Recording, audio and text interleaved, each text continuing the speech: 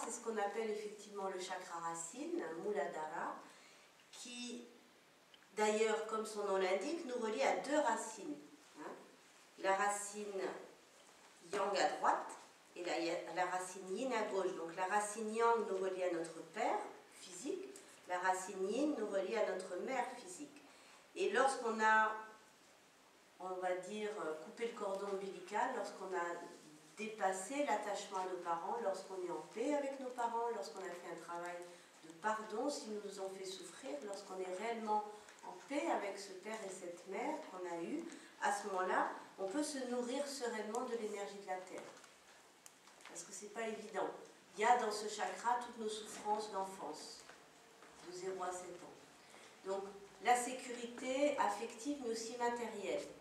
C'est un chakra qui nourrit les surrénales, qui alimente les surrénales. Et les surrénales, c'est les glandes qui réagissent quand on est dans une situation de peur, de survie.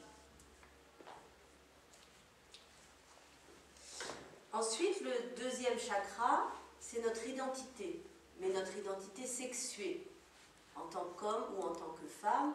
Donc, c'est aussi notre sexualité. Notre capacité à nous reproduire, à faire perdurer la race humaine, elle est là, au niveau du deuxième chakra. Et c'est donc le feu sexuel qui se retrouve au Mingmen, le feu de la sexualité. C'est pour ça qu'il est orange, ce chakra. C'est le Tantien inférieur pour les Chinois, le Hara pour les Japonais. Notre identité sexuelle.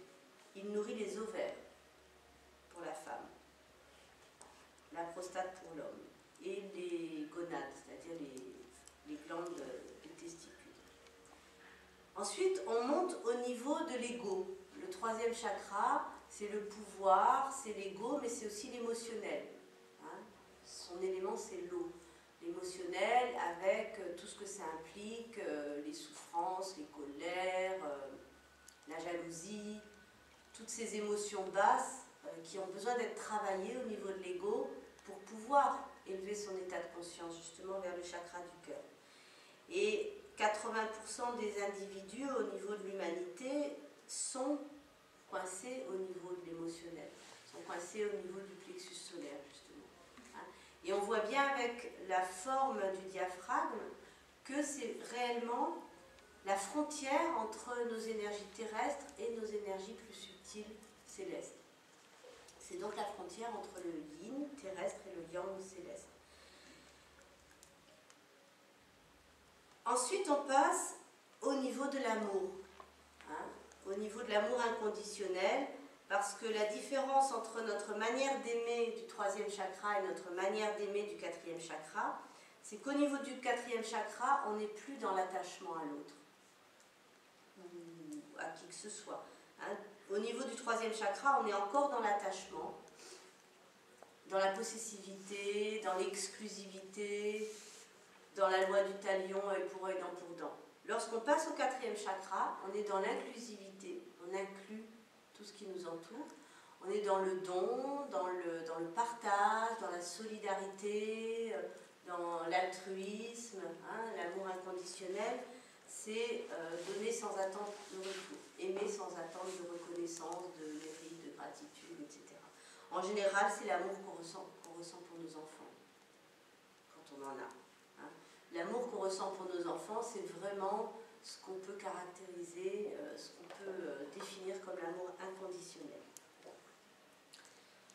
Ensuite, le cinquième chakra, c'est le chakra de la communication, le chakra de la gorge.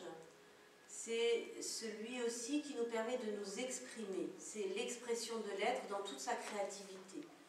Les écrivains, les artistes, la danse, le théâtre, le cinéma, tout ce qui est créativité se développe lorsqu'on a un cinquième chakra harmonieux. Donc bien sûr, les problèmes de thyroïde, c'est le cinquième chakra.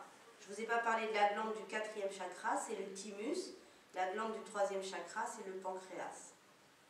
Puisqu'en général, quand on a besoin de douceur, au niveau émotionnel, on se jette sur une tablette de chocolat.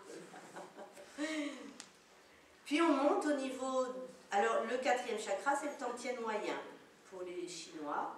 Ensuite, on monte au niveau du Tantien supérieur, que les Indiens appellent le troisième œil, et que toutes les traditions appellent le troisième œil. Dans chez les Égyptiens, le troisième œil, donc le sixième chakra, qui nous relie vibratoirement à notre âme. C'est ce qu'on appelle le corps atmique, puisque comme vous le voyez sur ce schéma, chaque chakra nourrit et est nourri par un corps subtil, et c'est la globalité de ces corps subtils, l'ensemble de ces champs énergétiques qui constituent notre aura. D'accord ? Donc quand je dis on va faire une lecture d'aura en se branchant sur un chakra, en réalité en se branchant sur ce chakra, on se branche aussi sur le corps auquel il correspond. Et le corps auquel correspond le chakra du cœur, c'est le corps mental. C'est pour ça que lorsqu'on a verrouillé notre cœur par protection, eh bien naturellement on a développé un mental puissant qui nous permet d'organiser le monde extérieur pour compenser un désordre intérieur. On met un ordre extérieur qui compense un désordre intérieur, un manque de repères intérieurs. La force intérieure, lorsqu'on est vraiment dans l'amour, qu'on sait qui on est, qu'on est dans la sécurité, qu'on sait qui on est, qu'on n'a pas peur de l'autre, qu'on ne considère pas l'autre comme un étranger, à ce moment-là, on est dans l'amour inconditionnel, on n'a plus besoin d'avoir un mental qui codifie, qui répertorie, qui juge, qui met des étiquettes sur chaque situation et sur chaque personne, parce qu'à ce moment-là, on est dans le lâcher-prise. On n'a plus besoin de protection.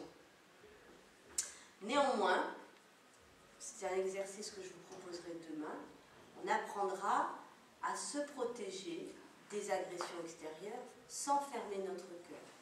Parce que c'est ce qu'il faut faire aujourd'hui pour pouvoir vraiment évoluer. Il faut, une fois qu'on a ouvert notre cœur, ne plus se sentir agressé par toutes les situations du quotidien. Donc on apprendra à faire ça demain.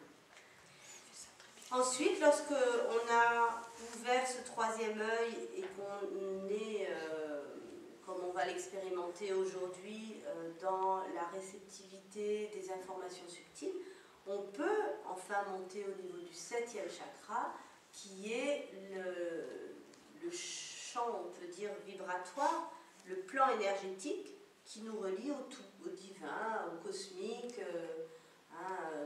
Tous les peuples, toutes les civilisations ont à un moment donné ou à un autre divinisé le ciel, le soleil, le grand esprit, Allah, Brahma, Dieu.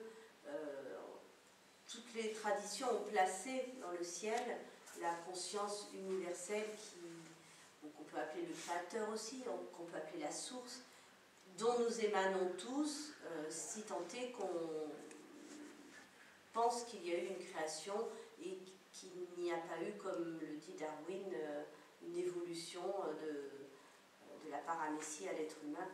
Il y a eu cette évolution dans la matière, mais nous sommes de la lumière corporifiée. Nous sommes l'esprit descendu dans la matière, puisque vous voyez bien que ces 7 couleurs représentent les couleurs de l'arc-en-ciel, qui n'est autre que de la lumière défragmentée.